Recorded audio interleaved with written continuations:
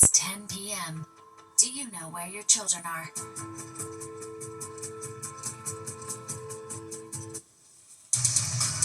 Right now on the 10 o'clock news.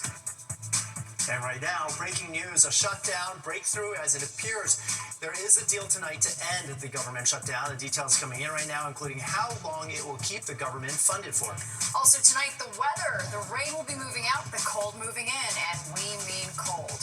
Plus, two Major League Baseball pitchers formally indicted. They are accused of rigging bets on pitches they threw during games. Good evening and thank you for being with us. I'm Arthur Chia. And I'm Natasha Verma. Let's get to that breaking news on the possible end to the government shutdown. Moderate Senate Democrats coming up with a plan with Republican leaders that would put an end to the 40-day stalemate, but there are conditions. There are indeed. Fox 5's Kendall Green is live in the newsroom. And Kendall, this does not stop healthcare premiums from skyrocketing, which many Democrats are angry with their fellow Dems. Is that right? Yeah, good evening, Natasha and Arthur. U.S. senators brokered a deal that will end the longest government shutdown in U.S. history. And so far, it's cost the country's economy a reported $15 billion per week. Now, lawmakers say it has more than enough members of the Senate Democratic Caucus to advance, according to political insiders. And Senate Republicans are expected to support this short-term deal through the end of January. So what comes with tonight's vote? Considerations for a year-long legislative package that would fund the Department of Agriculture and the FDA, the Department of Veterans Affairs, along with military construction projects, as well as Congress itself. Now, Republican senators are promising Senate Democrats a vote on their key issue, an extension of Affordable Care Act subsidies due to expire at the end of the year. But Representative Richie Torres on our air didn't call it a deal at all. To be blunt, this is not a deal. This is an unconditional surrender that will leave behind 24 million Americans whose premiums will likely double. You know, at the heart of the government shutdown has been a dispute over the ACA tax credits. And if those tax credits are allowed to expire, 24 million Americans will see their premiums more than double. 4 million Americans will lose health care, and when you combine it with the Medicaid cuts, it's a total of 14 million Americans. Now, the deal also reinstates federal employees laid off during the shutdown with back pay, and progressives in the Senate, including House Minority Leader Hakeem Jeffries, considers the bill insufficient without an extension of the Affordable Care Act tax credits. But a Republican strategist suggests conservatives made some concessions as well. The big picture for the Republicans, again, besides the furlough workers, it's the having to bite the bullet and pay insurance companies when they know that that's the problem in the system, is the insurance companies are the ones getting all the money, and it's not the consumers or the doctors. Now, the vote to reopen the government after 40 days could come at any moment tonight. That's the latest here in the newsroom. Natasha and Arthur. All right, Kendall, thank you so much. With the impending deal, air travel could return to normal operations, which is a relief for many, especially with the holiday season quickly approaching. That's right. And today we saw a massive number of delays and cancellations at some of the country's busiest airports, including the big three in our area. Staffing shortages caused over 2,000 flight cancellations and more than 7,000 delays. Many federal employees, including air traffic controllers and TSA screeners, are continuing to work, though they have not been paid for weeks. Nationwide, the FAA is reporting the average delay is about 2 hours and 15 minutes, and travelers are frustrated. Our flights are canceled. It's my daughter's birthday tomorrow. We're trying to get back. She needs to go back to university. My husband needs to go back to work, and I need to get back to Toronto. So I was scheduled to fly out at about 4, so came down here, took an Uber, expensive Uber from Manhattan, and got here, and my flight was canceled. So now I'm scrambling, trying to figure out how to get home. Now, if the deal were to pass and reopen the government, Transportation Secretary Sean Duffy warns it could take days, if not a week, for air travel to return to normal. And Governor Hochul resuming SNAP food benefits today. This as the Trump administration demanded states undo efforts to provide full payouts for the month of November. However, if the shutdown does come to an official end, the Agriculture Secretary says families should get their full benefits. That's right. The Tri-State got a good soaking today. Tonight, it's kind of clear. The rain has stopped, but more changes are in store for us, including a big dip in the temperatures this week. That'll make it feel more like winter. Let's bring in Liv Johnson right now for our first look at the forecast. Hey, Liv. Hey, Arthur. Hey, Natasha. Yeah, that's right. It's been a while since we've seen this. We have a freeze watch throughout a lot of the tri-state area, really anywhere along the coast, other than down the shore in New Jersey, but out on Long Island, all of coastal Connecticut, New York City, kind of up into Westchester County as well. And it's not just for today, it's also for tomorrow, and especially tomorrow's overnight hours. That's when we're really expecting chilly temperatures. It doesn't feel like that right now, though, right? It's pretty mild. 58 degrees in New York. It's 59 down the shore, 58 out on Long Island. But already we see temperatures dropping for places like Hartford. It's 50. We have down into the 40s for places like Poughkeepsie and Monticello, 45 degrees right now. And then you zoom a little further out, you can see that cold air that's moving towards us. Because while we're in the 50s, the upper 50s at that, you see areas in the Midwest, a lot of which got snow today, by the way. But, I mean, Buffalo is 30 degrees, Cleveland is 34, and that's making its way towards us. So, as I said, these overnight hours is not going to be too bad, but it's really for tomorrow that we're going to see a big, big drop. We're not totally done with rainfall either. I expect some more rain to move through our area for the overnight hours and then into tomorrow morning. So you might have a little bit of rain on your commute, but it's gone by late morning, and then we just have to deal with this cool down that's on the way for the next few days. Arthur and Tasha. All right, thanks so much, Liv. Now to a developing story. 2 Major League Baseball pitchers have been formally indicted tonight. Yeah, they're accused in a scheme to rig bets on pitches being thrown during games. Fox 5's Meredith Gorman joins us now with all the details. Meredith? That's right. 2 Major League pitchers are accused of rigging their own performances for profit. Now, federal prosecutors say the Cleveland Guardians' Emmanuel Clase and Luis Ortiz took bribes from sports bettors to intentionally toss specific pitches, which in turn helped gamblers win hundreds of thousands of dollars. Now, according to a newly unsealed federal indictment in Brooklyn, both pitchers are charged with taking payoffs from 2 bettors in the Dominican Republic. They allegedly threw balls instead of strikes and slowed the velocity of their pitches to influence the outcome of in-game prop bets. Some of these bets were then used in parlays, increasing the winnings. Investigators say the bettors made roughly $460,000 from the scheme, while Clase and Ortiz collected several $1,000s each.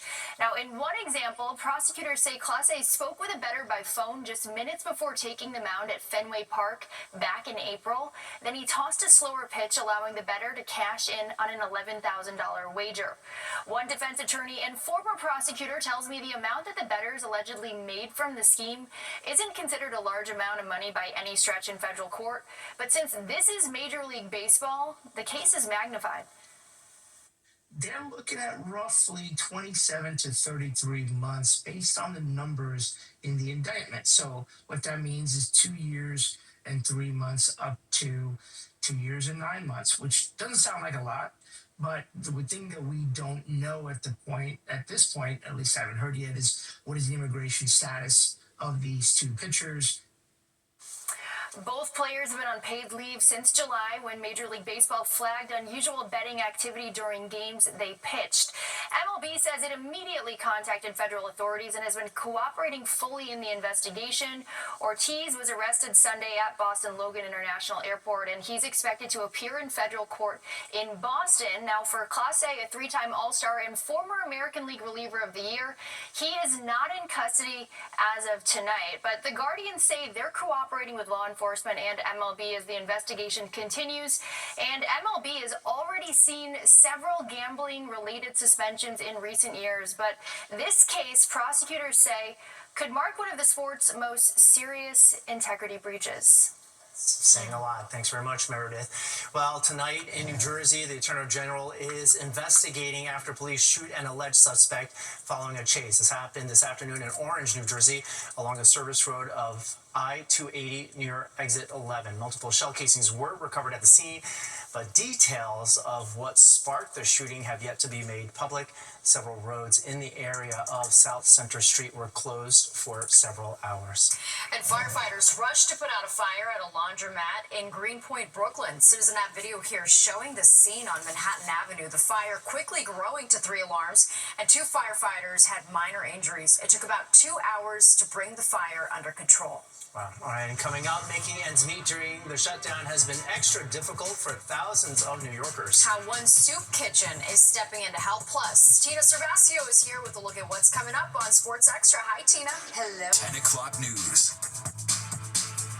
The FDNY is mourning one of their own. He tragically died battling a blaze in Brownsville, Brooklyn.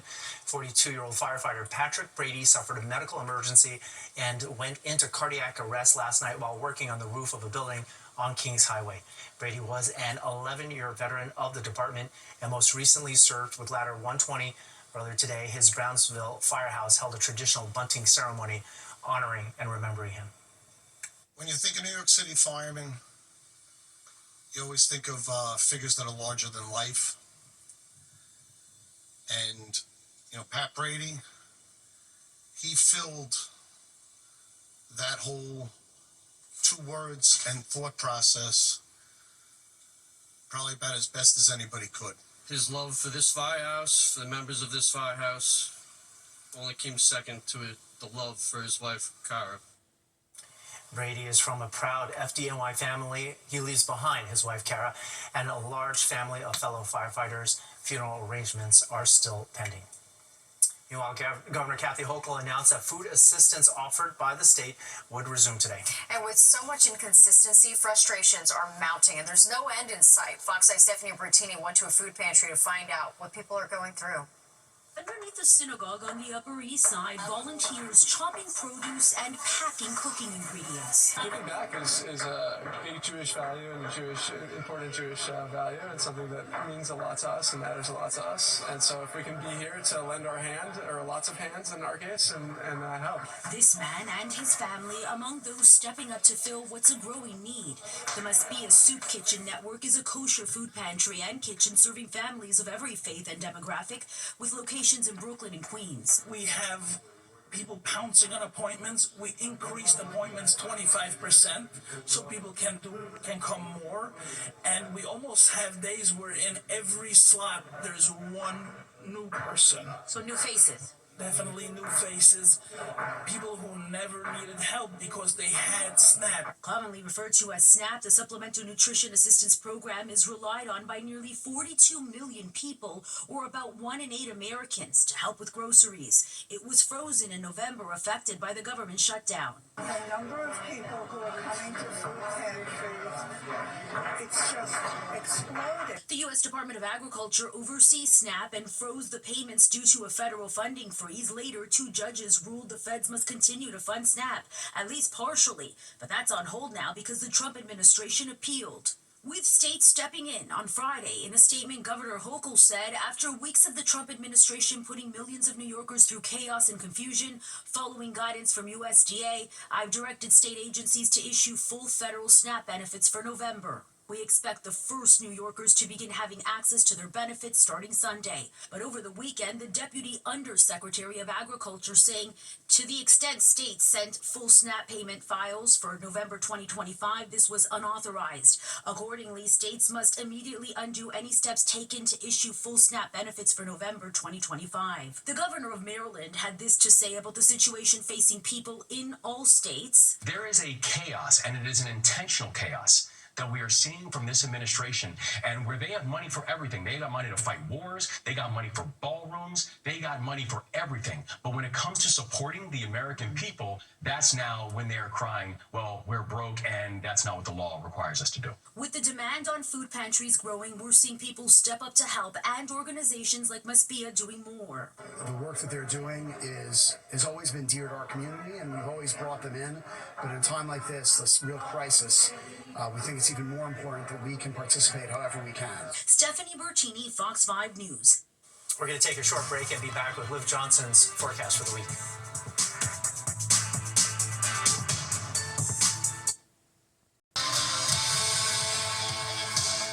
Hey, remember when it was sunny and warm? It feels like so long ago, Liv. Like 2 days ago, really. I mean, really yesterday. Not bad. And you know what? Today we were still above average. We got to 63 degrees in New York. So, again, not too bad. 63 out on Long Island as well. We were a little cooler for areas north of the city. Hartford stayed in the 50s with a high of 59. We saw 54 for Poughkeepsie. Monticello just stayed in the 40s, but even that's going to be really nice compared to what's to come over the next few days. So we kind of did a version of this earlier. I showed temperatures right now for this region of the country, and you could see that huge difference. So even when we got to those afternoon highs, it was very bitter cold for places like Buffalo had a high of 38. You go to Detroit, 38, Cleveland, 44. And again, that's what's moving its way towards us. So we are about to really cool down. We finally got a break in terms of wind speed. So last week was a very windy week. Right now, we barely have a breeze out there, and we're not seeing any wind gusts throughout the tri-state. That is going to change. Tomorrow we get some gusts later in the afternoon, but really Tuesday, that's the next day that it's noticeably breezy and also really cold that day.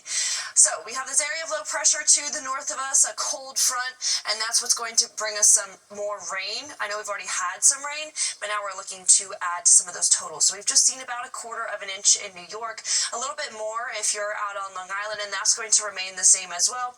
But really it's not been too bad, about 1/4 of an inch for Monticello, but barely anything up in Poughkeepsie. As I said, we still are expecting to get a little bit of rain. You might even wake up and still have some rain on your commute, even if it's just a light drizzle. And we're still going to get more for places like Long Island. They were already at about 3/4 of an inch. Looks like we might get that exactly the same. So we'll end up with about 1.5 inches of rain and then almost an inch down the shore of New Jersey. But here in New York, just like at another 1/4, so 1/2 of an inch total. So temperature-wise, let's talk about why we have this freeze watch in effect. Tomorrow morning, not too bad. Pretty mild. Remember, we do have some rain. But then notice how the temperatures drop by Monday evening. By Monday evening, Poughkeepsie's already in the 30s. Monticello's below freezing, just 27 degrees. And most of us lower in the tri-state in the upper 30s or low 40s. And when we wake up on Tuesday morning, most of us will be below freezing, especially when we factor in that wind chill and the winds pick up that day. It's going to be a very breezy day. So Tuesday is really going to feel like we've jumped into winter. Now tomorrow, though, it's not going to be too bad in the afternoon. A high of 56 in New York, 59 out east on Long Island. Poughkeepsie will go back up to the 50s, and Monticello will stay in the low 40s. It's really just a quick drop that we see from tomorrow afternoon to tomorrow evening. Then Tuesday, we only climb up to 43 degrees as the high. Wednesday, Thursday, we get a little bit warmer, but still just temperatures in the low 50s and expecting some showers to return Thursday. All right, sounds good, Liv. Thank you so much. And Fox 5 proudly salutes our nation's veterans and the organizations that serve them every day, since veterans deserve to live with dignity and independence and not on the streets. We are making Camo our cause in support of the Honor U.S. Vets campaign, and you can join us by making a donation by picking up limited edition Fox U.S. Vets merchandise and by wearing camo this Veterans Day. So post your camo on your socials with the hashtag Honor U.S. Vets. And to donate, shop, and learn how you can help us more in our fight against homelessness of veterans, you can scan the QR code on your screen or visit go.fox/USVets. And when you're done doing that, we're going to talk about how every year there's one person who declares that it is time, and now people can get into the holiday spirit, Mariah Carey style. That's right. Details on a special pop-up just ahead.